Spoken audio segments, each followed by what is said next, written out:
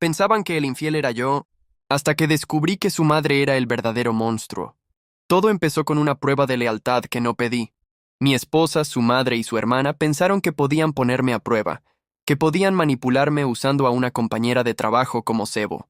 Creían que yo era el eslabón débil, el que iba a fallar.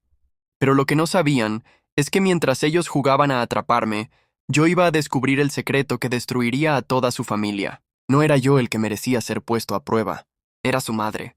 Y esta es la historia de cómo la verdad fue la peor condena para todos ellos. Capítulo 1.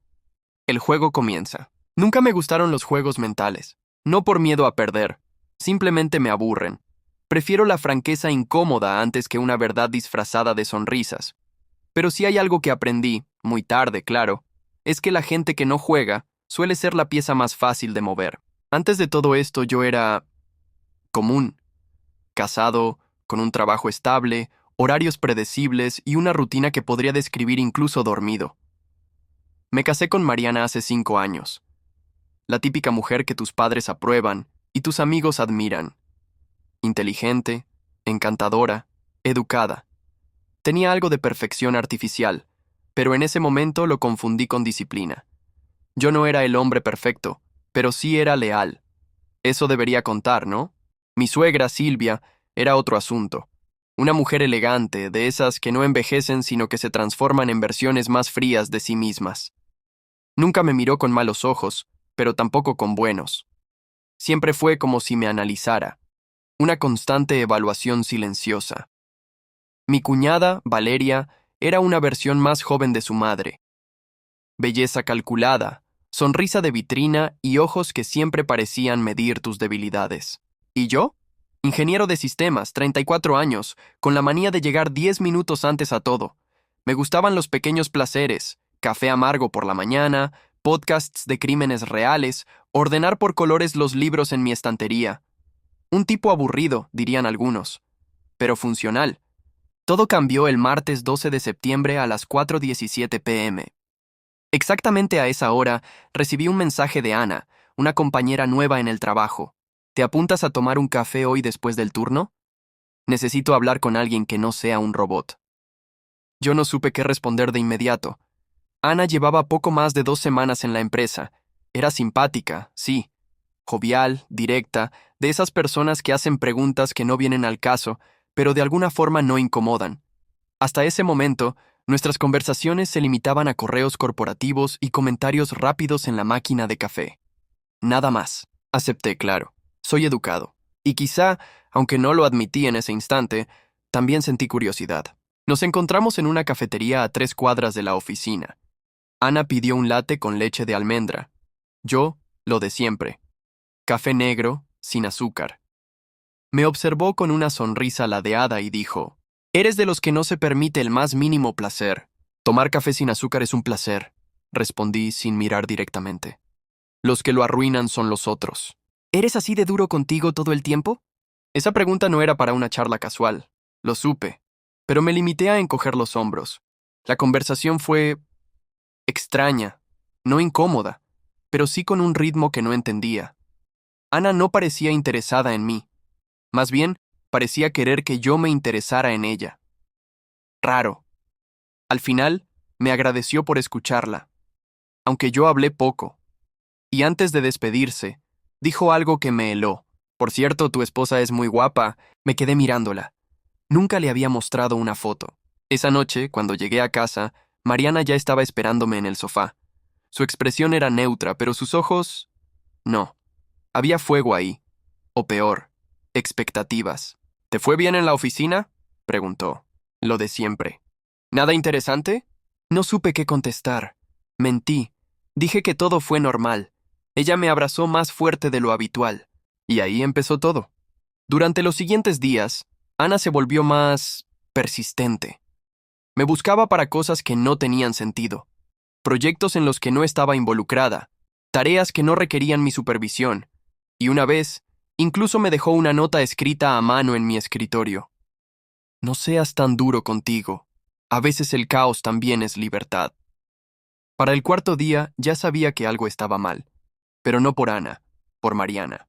Mi esposa comenzó a actuar como si supiera algo. como si esperara algo. Me miraba diferente, con una mezcla de ansiedad y decepción contenida, como si supiera que iba a fallar, pero aún no lo había hecho. Esa semana revisé mi teléfono 3 veces antes de llegar a casa, limpié el historial de conversaciones aunque no había nada grave, y me pregunté, más de una vez, si estaba empezando a traicionarla. Solo por pensar tanto en eso. Y fue entonces cuando encontré el sobre, un viernes, debajo del asiento del copiloto de mi coche. Blanco, sin nombre, sin dirección. Dentro, una sola foto. Ana y yo saliendo de la cafetería. Ella sonriendo. Yo, con la mano en el bolsillo. No era comprometedora, pero sí sugerente. El tipo de imagen que no dice nada, pero lo insinúa todo. Ese fue el momento en que lo entendí. Todo era una prueba, una jodida prueba. Capítulo 1, parte 2. No dije nada. No esa noche, ni la siguiente. Guardé la foto en un libro cualquiera de la estantería del estudio, justo entre Crimen y Castigo y La insoportable levedad del ser. 2 títulos irónicamente apropiados. Después de eso, las cosas empezaron a adquirir un tono teatral. Mariana me trataba con una dulzura que me incomodaba. No era la ternura que compartes con alguien que amas, sino la de un juez que quiere ver cuánto tardas en romperte antes de dictar sentencia. Mi suegra venía más seguido, siempre con sonrisas, siempre observando. Y Valeria, mi cuñada, se paseaba por la casa como si viviera allí, haciendo comentarios con doble filo, de esos que se clavan lento y profundo. «¿Te ves cansado, cuñado? ¿Problemas en el trabajo?» «No», decía yo, siempre seco. «Todo tranquilo». Y ellas se miraban entre sí. Sabían, o creían saber. El siguiente movimiento fue más obvio. Una noche recibí un mensaje de Ana, bastante directo. «Te invito a cenar, mi casa, no como compañeros. ¿Vienes?» Corté el teléfono en seco. No respondí, pero no era idiota. No se trataba solo de Ana. Ese mismo día, instalé una cámara oculta en mi coche. Después, otra en el estudio de mi casa. No porque pensara hacer algo malo, sino porque algo dentro de mí ya gritaba que estaba dentro de una trampa. Lo que no imaginaba era quién estaba realmente sentada detrás del tablero. El sábado siguiente, Mariana encontró la foto.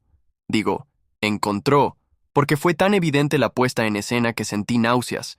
Estaba ordenando la estantería, cosa que nunca hacía, y al llegar justo al libro donde yo había escondido la foto, suspiró y la dejó caer al suelo como si acabara de descubrir el cadáver de un gato. ¿Y esto? No respondí al instante. Me acerqué. Miré la imagen con fingida sorpresa. ¿De dónde la sacaste? Estaba en tu libro, ¿tú me lo vas a decir o prefieres que lo diga yo? No sé qué fue más incómodo, la escena o el hecho de que mi suegra apareció al minuto exacto, como si alguien la hubiera llamado antes. De hecho, probablemente alguien lo hizo. ¿Qué pasa, hijos? Mariana, teatral como nunca, le entregó la foto. Silvia la examinó con una calma insultante, como si la estuviera esperando. Luego me miró. Sus ojos no me acusaban, me desafiaban. ¿Algo que quieras contarnos?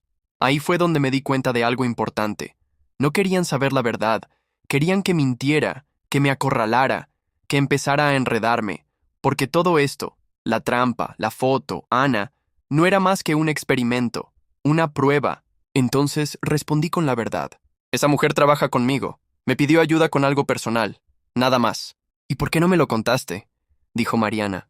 Porque no tenía importancia, dije sin bajar la mirada. Pero al parecer ustedes creen que sí. Valeria, que había aparecido sin que yo la notara, soltó una risa desde la cocina.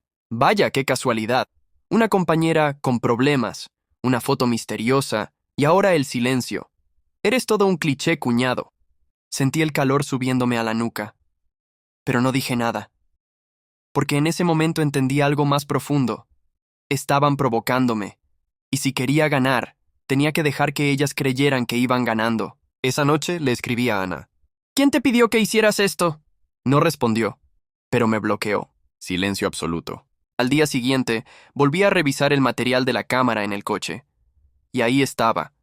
El día en que apareció la foto también apareció un auto negro, estacionado cerca del mío. Y de ese auto bajó Valeria. Se acercó a mi coche, metió algo por la rendija de la puerta. Luego miró a su alrededor, sonrió y se fue. Así de simple. Tenía la evidencia, y con ella una decisión que tomar. Podría haberlas enfrentado, podría haber mostrado el video, desenmascarado la trampa, exigido disculpas, pero algo dentro de mí ya se había roto. Algo que ni siquiera sabía que estaba en juego. La confianza básica, la que no se discute, la que simplemente existe, hasta que no. Ese fue el momento en que algo dentro de mí cambió. No solo quería que se arrepintieran, quería que pagaran, y fue cuando ocurrió lo inesperado. Una noche, Silvia, mi suegra, se quedó dormida en el sofá después de una cena familiar. Mariana y Valeria se habían ido a la habitación. Yo me quedé limpiando, por costumbre, por inercia. Fue entonces cuando el teléfono de Silvia vibró. Lo miré. No debería haberlo hecho, lo sé, pero lo hice. Un mensaje. Un solo mensaje. No podemos seguir viendo a escondidas, tu hija sospecha. Esto va a terminar mal. Y el remitente no era cualquier nombre al azar. Era un contacto guardado como Rafael Taller. Pero Rafael era otra historia. Rafael era el padre de Mariana, el que según todos había muerto hace más de una década. Capítulo 1, parte 3. Rafael estaba muerto. O eso nos dijeron. Un infarto fulminante, dijeron. Velorio cerrado. Urgencia médica sin explicación, dijeron. Mariana no hablaba mucho de él. Decía que su padre era reservado y que Silvia prefería no remover el pasado. Yo nunca cuestioné nada. ¿Quién lo haría? Hay cosas que simplemente se aceptan, como las fotos viejas que nadie quiere revisar. Pero ese maldito mensaje cambió todo. Mi suegra no estaba sola. Nunca lo estuvo. Y Rafael, el hombre muerto, tal vez nunca estuvo muerto. Me temblaban las manos cuando devolví el teléfono a su sitio. Silvia dormía profundamente, con una expresión de paz que me resultaba ofensiva. Yo, en cambio, sentía cómo se desmoronaban años de certezas frente a mí. Al día siguiente, hice lo que cualquier persona razonable haría. Investigué. Fui al registro civil. Revisé actas de defunción. Fui más allá.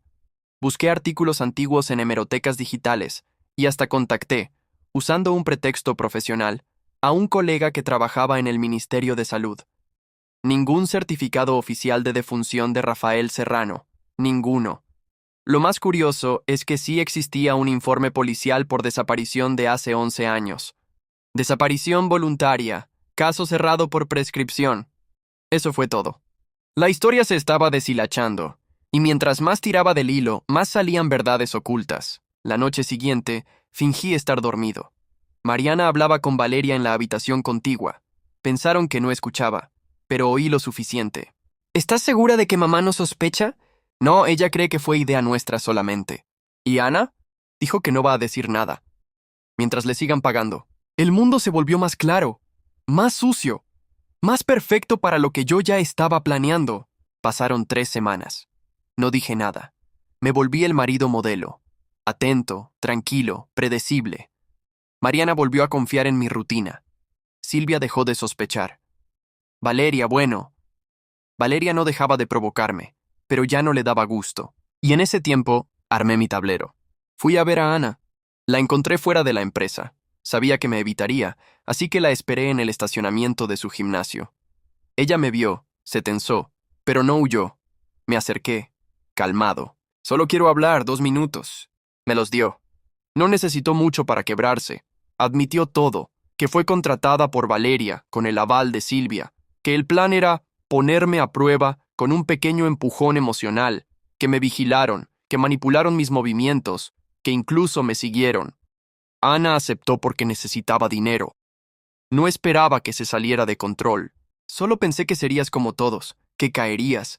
Ellas querían pruebas para que Mariana tomara el control total de los bienes por si acaso, dijo sin atreverse a mirarme. Yo no sabía que tú... No iba a caer, completé por ella.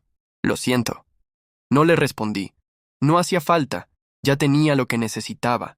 Su confesión grabada, y algo aún más valioso, el motivo detrás del plan. Control de bienes. Era una maldita jugada económica. Mariana y yo habíamos firmado separación de bienes, sí, pero eso no significaba que no tuviéramos proyectos en común. El terreno familiar, la cuenta compartida, la empresa pequeña que habíamos iniciado con ayuda de su madre, todo eso se podía dividir si había infidelidad comprobada. Ahí estaba el núcleo. No era por amor, nunca lo fue. Era una jugada para proteger el patrimonio familiar, de mí. Y esa jugada, irónicamente, fue lo que las iba a destruir. Un sábado por la mañana, invité a Silvia a desayunar. Solo ella y yo. Dijo que sí, curiosamente entusiasmada. Tal vez pensó que yo quería disculparme, o que por fin estaba cediendo a su presión. Nos sentamos en una terraza con vista al parque. Pedí café solo. Ella, jugo de naranja. Y antes de que hablara, puse mi teléfono en la mesa. Reproduje la grabación de Ana. Silvia no dijo una sola palabra durante los 5 minutos que duró. Cuando terminó, se quitó las gafas de sol y me miró fijamente. ¿Qué quieres? No titubeé. ¿Verdad? Silencio, largo, tenso. Está vivo, ¿verdad? Rafael. ¿No? Dijo, pero no con convicción. ¿Tienes idea del poder que tengo ahora mismo? Le pregunté con calma. Tu hija no sabe nada. Y si tú estás dispuesta a mentirle, entonces no mereces lo que tanto trataste de proteger. Silvia intentó una sonrisa arrogante. No le salió bien. ¿Y qué harías con la verdad? ¿Destruir a tu esposa? ¿A ti mismo? Destruir solo lo necesario, respondí. Pero si no me das respuestas, entonces lo destruiré todo. Ahí lo supe. Lo vi en sus ojos. Silvia tenía miedo. Esa misma noche, Mariana encontró un sobre en nuestra cama. Dentro, copias impresas de la conversación entre Ana y su madre, capturas del chat con Valeria y una foto de Silvia entrando a un hotel. Con Rafael. No le dejé una nota. No hice escándalo. Solo la vi desde el marco de la puerta mientras ella leía en silencio cada página. Sus lágrimas no me conmovieron. Tampoco su rostro pálido ni su respiración entrecortada. Esa fue la última noche que dormimos bajo el mismo techo. Ahora, mientras escribo esto, han pasado 7 meses. El divorcio fue silencioso, público pero limpio. Mariana no peleó por nada. Me entregó incluso lo que no me correspondía. No sé si fue por vergüenza o por miedo. O por ambas cosas. Valeria está fuera del país. Dicen que se fue a emprender. Yo sé que Silvia la envió lejos para evitar más daños. Y Silvia está más sola que nunca. Rafael desapareció de nuevo.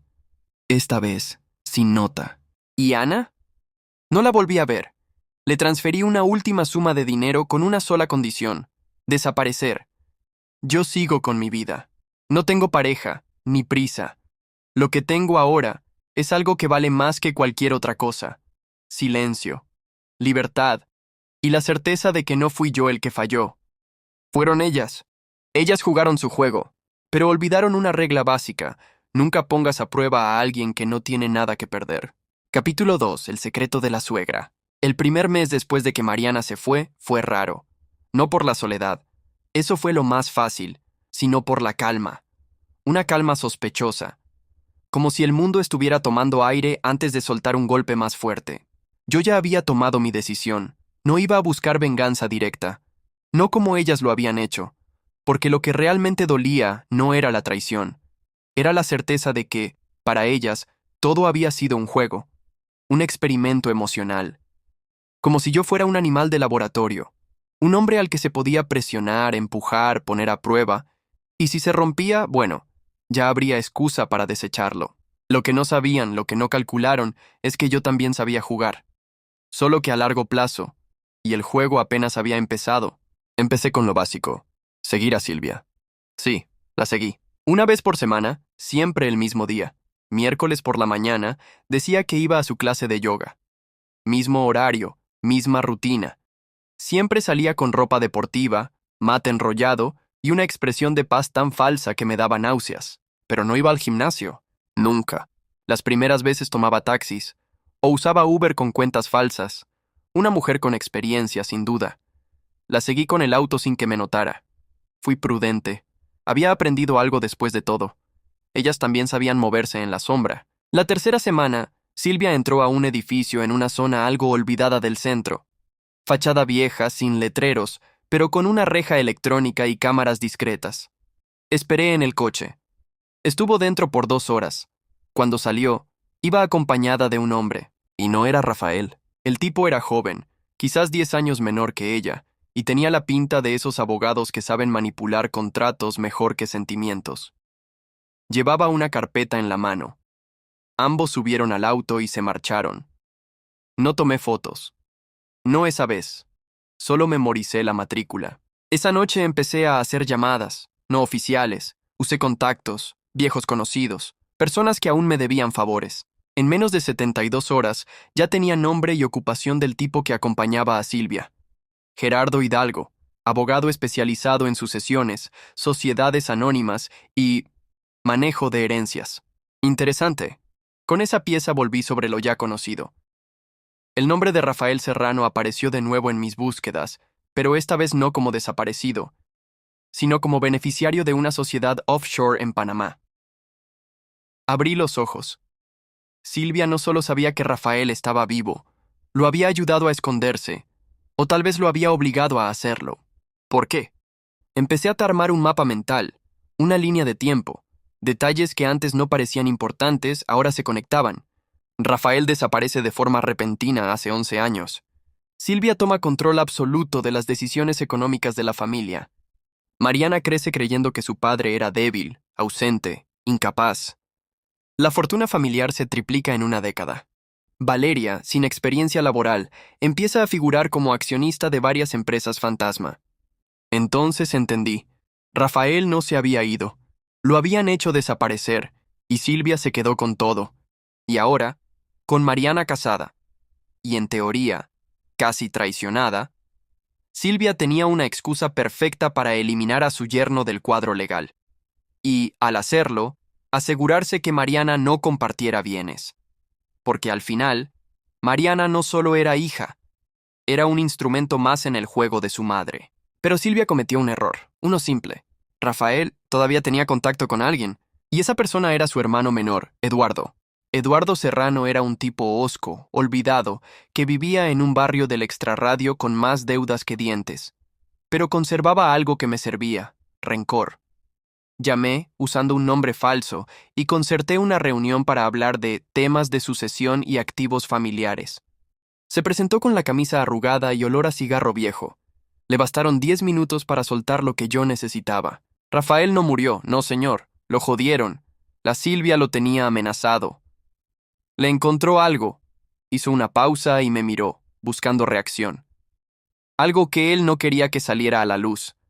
Lo chantajeó, lo desapareció, pero nunca lo mató. Lo tiene escondido como un perro enjaulado, viviendo con miedo. ¿Qué le encontró?, le pregunté. No sé. Solo sé que él decía que si eso salía se destruía todo. La familia, la empresa, su hija, todo. No dijo más. Pero ya no hacía falta. Volví a casa. Abrí una carpeta nueva en mi ordenador. La titulé Silvia, Plan A. Dentro puse toda la información. Las grabaciones de Ana. Las pruebas del falso fallecimiento de Rafael. El testimonio de Eduardo. Los movimientos financieros de las empresas fantasma. El rostro de Gerardo Hidalgo, abogado de lo turbio. Y luego, armé el segundo archivo. Uno más oscuro. Silvia, Plan B. Porque si hay algo que había aprendido, era que Silvia solo entiende un idioma. El miedo. Y yo estaba a punto de hablarlo con fluidez. Capítulo 2, parte 2. Mariana aceptó verme, pero puso condiciones. Que fuera en un sitio público. Que fuera de día. Que fuera rápido. No me molestó. Me convenía. La esperé en una cafetería discreta, lejos de todo lo que pudiera parecer familiar. Llegó puntual. Vestía sencilla, sin maquillaje, con el rostro pálido y unos ojos que ya no buscaban confrontar, sino entender. Me miró por un instante como si yo fuera un extraño. ¿Qué quieres de mí? No saludó, no se sentó. Yo tampoco me levanté. Solo señalé la silla del frente. Quiero darte algo que tú siempre quisiste, la verdad. Ella dudó. Luego se sentó, pero no por confianza. Lo hizo por necesidad. Saqué un sobre. No era grande, pero pesaba. En él, copias de todo lo que había encontrado. Las visitas de Silvia al edificio, la identidad del abogado, la declaración de Eduardo, los registros de sociedades con su nombre y el de Valeria, y por último, un extracto bancario de una cuenta abierta a nombre de Rafael Serrano. Mariana lo revisó con lentitud. Cada página que pasaba era un ladrillo, menos en el castillo que su madre había construido para ella. Cuando terminó no me miró. Solo preguntó con voz seca: ¿Qué es esto? Es la vida que tu madre te ocultó. La que destruyó. La que te fabricó para que nunca preguntaras. Mariana tragó saliva. Dejó caer el sobre. ¿Por qué me haces esto? Porque tú también me hiciste algo, le respondí. Pero yo no quiero venganza. Quiero justicia. Y para eso, necesito que veas. ¿Ver qué? Saqué el último elemento. Una tablet. Reproduje el video. Una grabación reciente. Rafael sentado frente a una cámara, nervioso, tembloroso, con la cara de alguien que ha cargado demasiado durante demasiados años. Si estás viendo esto, hija, es porque alguien rompió el silencio que yo no pude. Yo no morí. Mamá me obligó a desaparecer. Me tenía en sus manos. Me chantajeó con algo que cometí hace muchos años, algo de lo que no me enorgullezco. Fue un error. Pero uno que me persiguió siempre. Cuando ella lo descubrió, no me denunció. Me usó, me borró. Lo hizo para quedarse con todo. Conmigo, con la empresa, contigo. Y ahora sé que debería haberte protegido. Y no lo hice. Lo siento. La grabación se detuvo. Mariana seguía en silencio. Sus ojos se llenaron de lágrimas. Pero no lloró. No en ese momento. ¿Qué fue lo que hizo? Susurró. Esa era la pregunta. La que yo también me hice.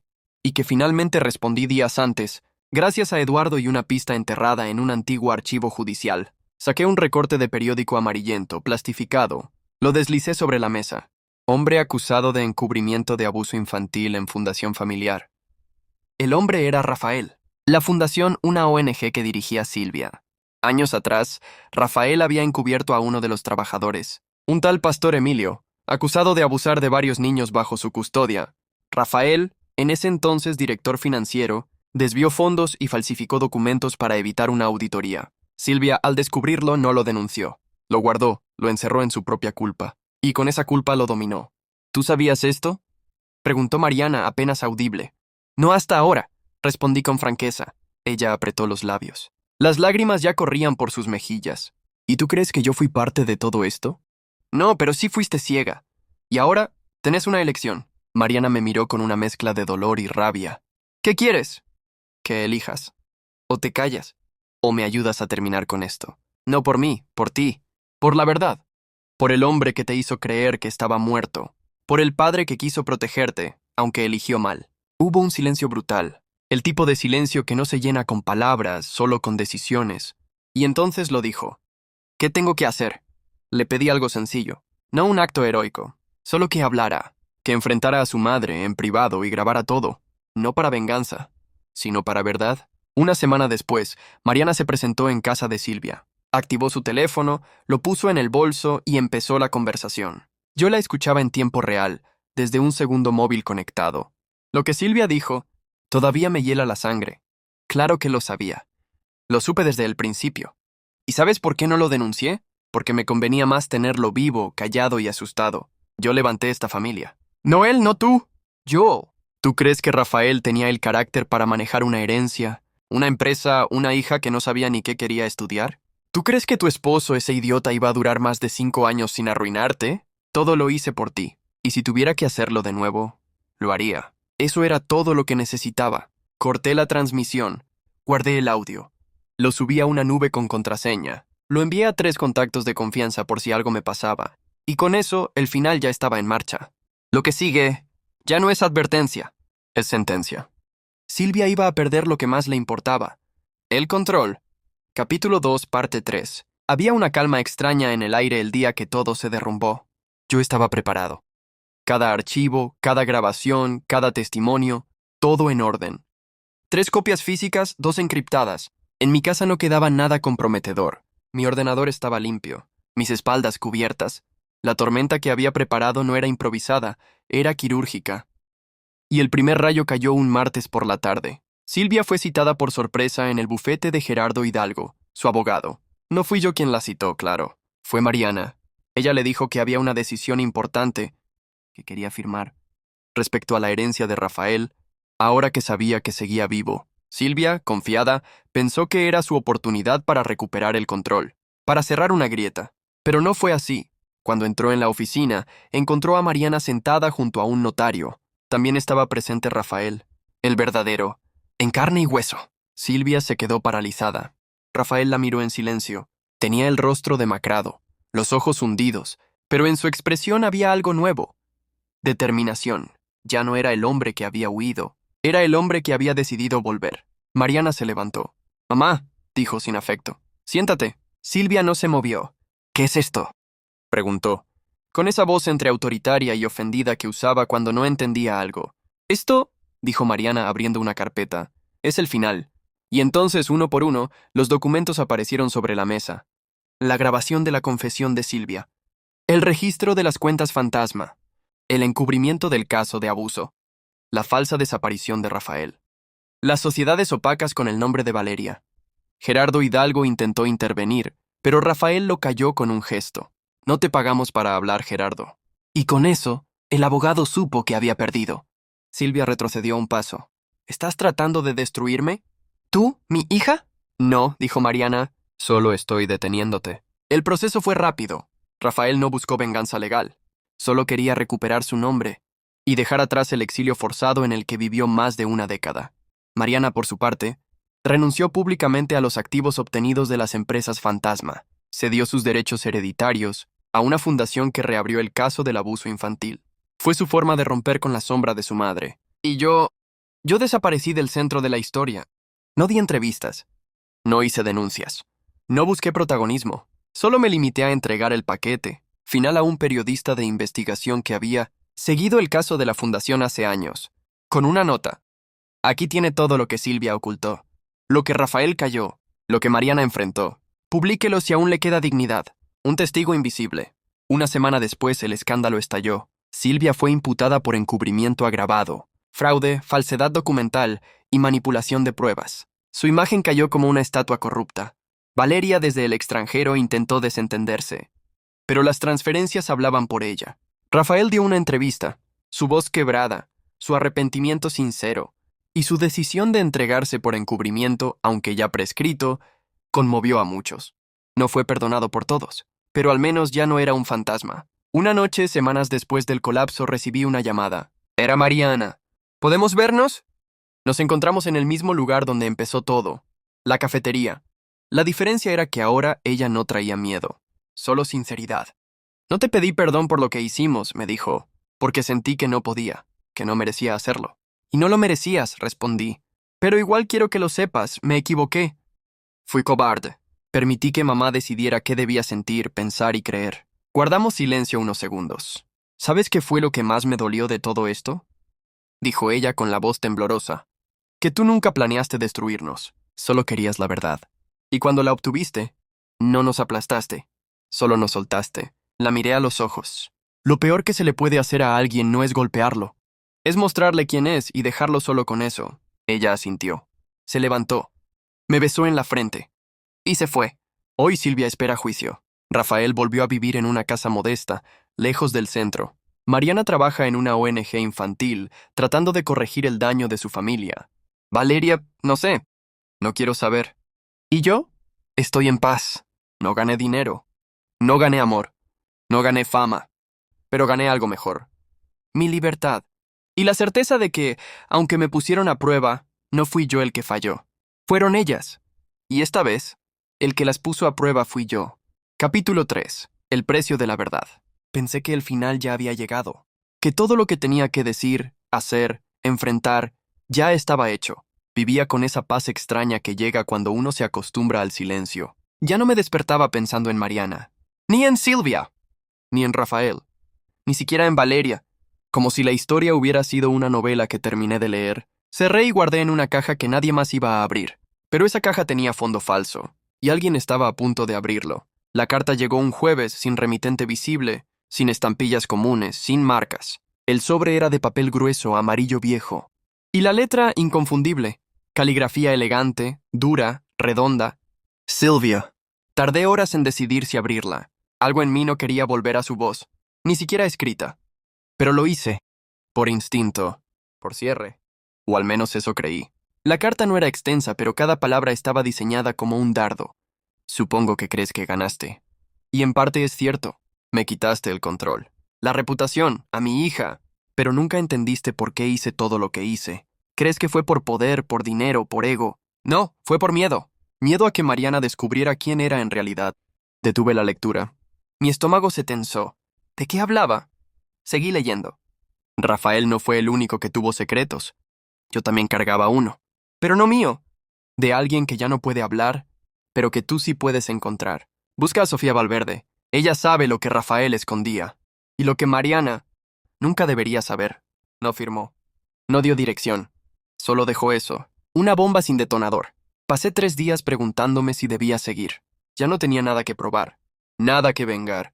Pero había una espina. Una punzada incómoda. Porque si lo que Silvia insinuaba era cierto, entonces Rafael no solo había sido víctima. Y Mariana no solo fue usada. Quizás ella también era parte de algo mucho más oscuro. Busqué a Sofía Valverde. Me costó encontrarla. No tenía redes, no figuraba en registros recientes, pero en un archivo de empleados de la antigua fundación de Silvia encontré su nombre. Había sido trabajadora social. Renunció 2 meses antes del escándalo. La localicé en un pueblo pequeño, a 3 horas de la ciudad. Trabajaba en una biblioteca municipal. Me presenté sin cita, sin aviso, con la carta en el bolsillo y un montón de dudas. Sofía era una mujer de unos 50, pelo corto, ojos hundidos. Me recibió con cortesía, pero con una distancia clara. ¿Usted es periodista? No. Solo estoy buscando una verdad que alguien me ocultó. Ella me miró, desconfiada. Pero cuando mencioné a Silvia, su rostro cambió. Una mezcla de asco, miedo y algo más. Resignación. ¿Ella está viva? Está en prisión. Me mandó esto. Le mostré la carta. Sofía leyó, en silencio. Cuando terminó, se sentó, cerró los ojos, y dijo algo que aún me retumba. No puedo guardar esto más. Lo que me contó después cambió todo. Capítulo 3, parte 2. Sofía se quedó un momento en silencio, con las manos entrelazadas sobre el regazo. Sus dedos temblaban ligeramente. No por edad, no por frío, por el peso de algo que llevaba demasiado tiempo sin contar.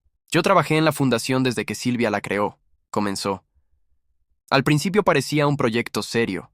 Rafael aún tenía poder en la junta, y él realmente creía en ayudar a los niños. Era un hombre roto, pero con buenas intenciones. La voz de Sofía temblaba por momentos. Yo no decía nada, solo escuchaba. Pero con los años algo cambió. Silvia empezó a manejar todo. Controlaba las donaciones, los informes, las auditorías, y a nosotros. Yo no sospeché nada grave hasta que llegó él. ¿Él? Un niño. Se llamaba Mateo. Tenía 10 años cuando lo trajeron. Fue derivado por un juzgado tras el fallecimiento de su madre. No tenía padre registrado. Su caso era delicado, pero lo que lo hacía especial era lo que sabía. Sofía miró al suelo. Su voz bajó aún más. Mateo decía que conocía a Mariana, que había vivido con ella. Sentí un nudo en el estómago. ¿Qué estás diciendo? Que Mariana no era hija única, y que Rafael no era su verdadero padre, ni Silvia, su madre biológica. Me costó procesar esas palabras. Mariana no era hija de Silvia, y Mateo. ¿Quién era entonces? Sofía respiró hondo. Silvia tuvo una hermana menor, se llamaba Clara. Murió joven de una sobredosis. Estaba embarazada. El padre del bebé nunca fue identificado formalmente. Silvia, con el peso de su apellido, usó sus influencias para quedarse con la niña, criarla como suya, inventar documentos. Incluso forzó a Rafaela a asumir la paternidad, a cambio de no revelarlo del encubrimiento. Me quedé helado. Mariana es hija de Clara, y eso es lo que nunca supe con certeza. Pero Mateo decía que el hombre de la oficina los visitaba a él y a su mamá, que tenía una hija en otro lugar, que jugaban juntos antes de que los separaran. Sofía me miró directamente a los ojos. Creo que Rafael fue el padre de ambos, y que Silvia lo supo y lo usó. Volví a casa esa noche sin saber quién era en esta historia. Todo se había desarmado. Silvia no era la madre. Rafael no era inocente. Mariana, ¿quién era realmente? Y lo más inquietante, ¿lo sabía? No tenía pruebas, solo palabras. Pero Sofía me dio algo más. Una fotografía, antigua, de una joven claramente embarazada, abrazada a un hombre de espaldas.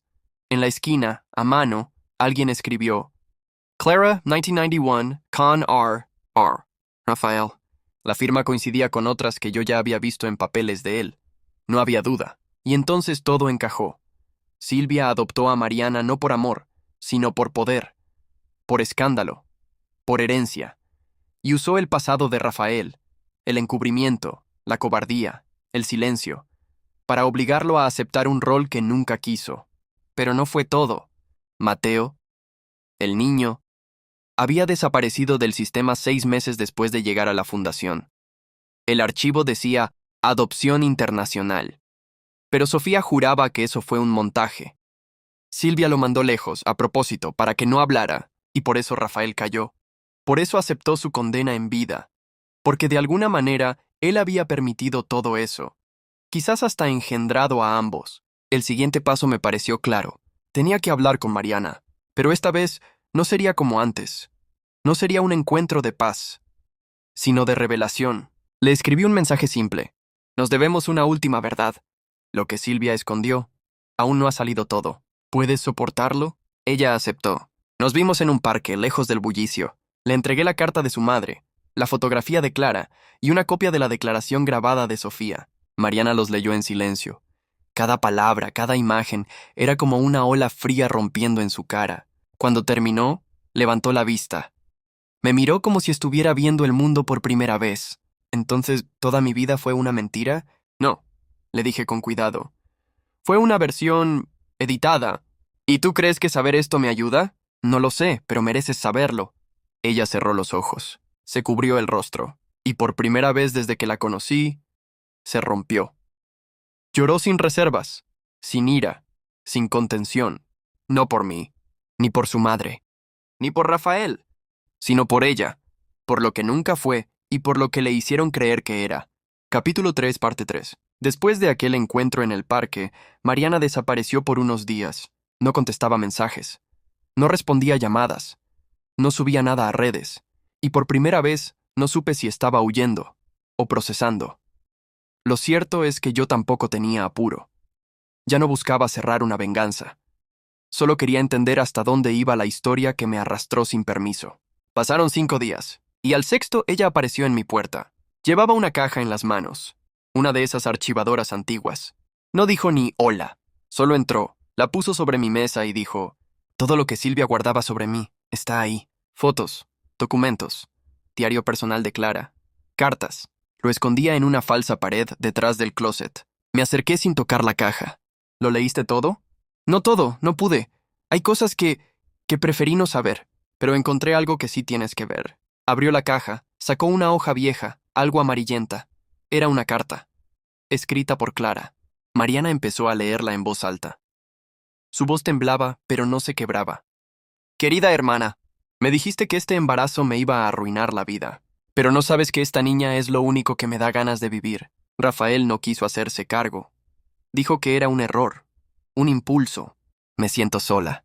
Pero si alguna vez desaparezco, si algo me pasa, por favor no le mientas a mi hija. No le digas que fue tuya. No la conviertas en un reflejo de ti. Déjala ser libre. El silencio que siguió fue insoportable. Mariana apretó la carta contra su pecho. Silvia me quitó a mi madre, me quitó mi historia. ¿Y Rafael? Intenté decir. Rafael fue débil, pero Silvia fue cruel.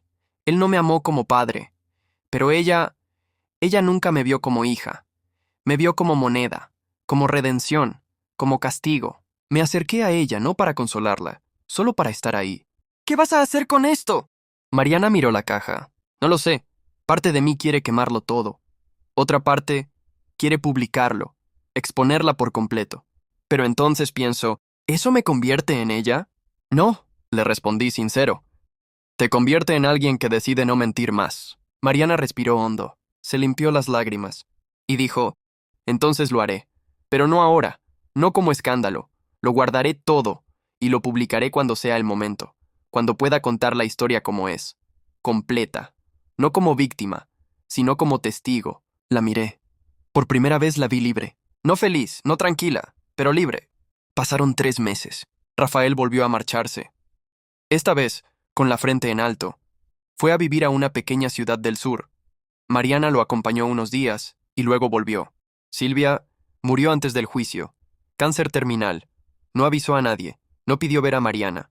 Solo dejó una nota en su celda. Al final todos me traicionaron. No por lo que hicieron, sino por atreverse a ver quién era yo. Fue enterrada sin ceremonia, sin flores, sin prensa, solo con una lápida que decía su nombre, y nada más. Valeria vendió su parte del imperio familiar y desapareció. No volvió a escribir, ni a defenderse. Y yo, me mudé. Dejé la empresa. Cambié de ciudad. Comencé a escribir. No ficción. No venganza. Historias. Algunas reales. Otras inventadas. Pero todas tenían algo en común. La verdad estaba debajo, enterrada, esperando ser descubierta. Una tarde recibí una carta. De Mariana. Era corta y escrita a mano. Gracias. Por no salvarme. Por no hundirme. Por mostrarme quién era. Cuando esté lista para contar mi historia, quiero que tú la escribas. La guardé en una caja.